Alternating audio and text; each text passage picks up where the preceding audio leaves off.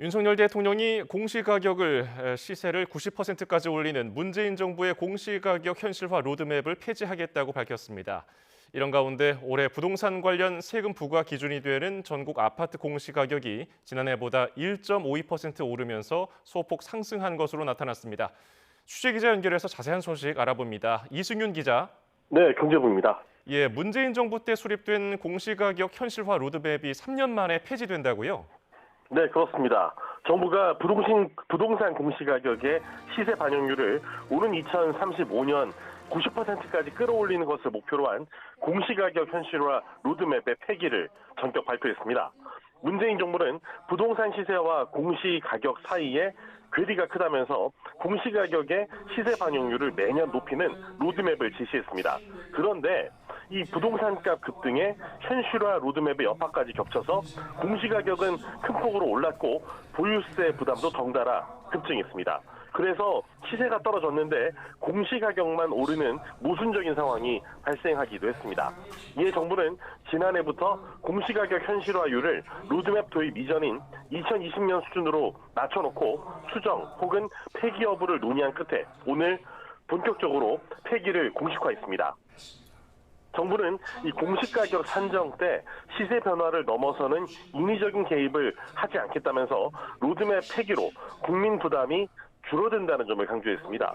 공시가격 로드맵이 2035년까지 예정대로 진행되면 이 재산세 부담이 61% 증가할 것으로 추정된다는 수치도 제시했습니다. 다만 이 로드맵 폐기 이후에 내년 공시가격을 어떻게 산정할지는 아직 결론을 내지 못한 상태입니다. 국토연구원이 수행 중인 연구 용역 결과를 반영해서 오는 7월이나 8월쯤에 방안을 내놓을 예정입니다. 진현환 국토부 1차관은 보유세 부담이 2020년 수준을 넘지 않도록 설계하겠다고 밝혔습니다. 문제는 이 로드맵 폐기가 정부의 뜻만으로는 어렵고 법 개정이 필요하다는 점인데요. 2020년에 개정된 부동산 공시법은 정부가 이 공시가격의 시세 반영률 목표치를 설정하고 이를 위한 로드맵을 수립하도록 했기 때문입니다. 정부는 내년 공시가격을 어떻게 산정할지 올해 11월까지 발표해야 하기 때문에 그 전까지는 국회에서 반드시 법 개정안이 통과돼야 합니다. 법 개정에 실패하면 정부 발표 이후에 1년 넘게 시행되지 못한 분양가 상한제 주택 실거주 의무 폐지 정책의 전철을 자칫 밟을 수도 있습니다. 진 차관은 법 개정이 제때 되지 않으면 올해처럼 현실화율을 고정해서 세 부담이 늘지 않도록 하겠다고 밝혔습니다. 공시가격은 이 부동산 보유세뿐만 아니라 건강보험료, 기초연금 등 67개 행정제도의 기준으로 사용됩니다. 정부는 현실화 계획을 폐기하되 서울과 지방, 아파트와 단독, 고가와 저가 주택 등 지역별, 유형별, 가격대별로 벌어진 시세 반영률을 공평하게 맞추는 작업은 그대로 계속 이어나가겠다고 밝혔습니다. 예, 임시로 2020년 수준의 현실화율인 69%를 적용한 아파트 공시가격은 지난해보다 조금 올랐군요. 네, 그렇습니다. 국토부가 올해 1월 1일 기준으로 조사 산정한 결과인데요. 전국 아파트 1,523만 가구의 공시가격 지난해보다 1.52% 올랐습니다. 전국에서 공시가격이 가장 비싼 아파트는 서울 강남구 청담동 호텔 엘루이 부지에 지어진 PH129 더 펜트하우스 청담입니다.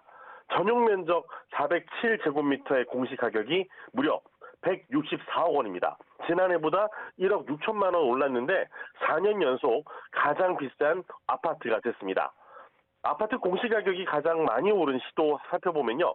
6.45% 상승한 세종이 가장 많이 올랐고 서울과 대전, 경기, 인천 등 7개 시도는 공시가격이 올랐습니다. 반면 대구는 4.15% 하락하면서 가장 많이 공시가격이 내렸고 광주, 부산, 전북, 전남 등 10개 시도 역시 공시가격이 떨어졌습니다. 서울에서는 송파가 10.09%로 가장 많이 공시가격이 올랐고 이어서 양천, 영등포, 동대문, 강동, 마포 순이었습니다. 반면 노원은 0.93%, 도봉구는 1.37%, 강북구는 1.15% 하락했습니다. 부동산 전문가들은 변동폭이 작았던 만큼 이번 공시가격이 부동산 시장에 미칠 영향은 크지 않다고 보고 있습니다. 다만 이 집값이 오른 지역의 보유세와 건강보험료 부담은 커질 전망입니다. 보유세의 경우에는 강남 3구는 한 7에서 18% 수준에서 오를 것으로 분석이 됐는데 마포와 용산, 성동구 등 비강남권은 지난해와 비슷할 것으로 예상됩니다. 올해 이 공동주택 공시가격과 개별 부동산 공시가격은 다음 달 8일까지 열람과 의견서 제출이 가능하고요. 다음 달 30일에 확정안이 공시됩니다. 지금까지 경제부에서 YTN 이승윤입니다.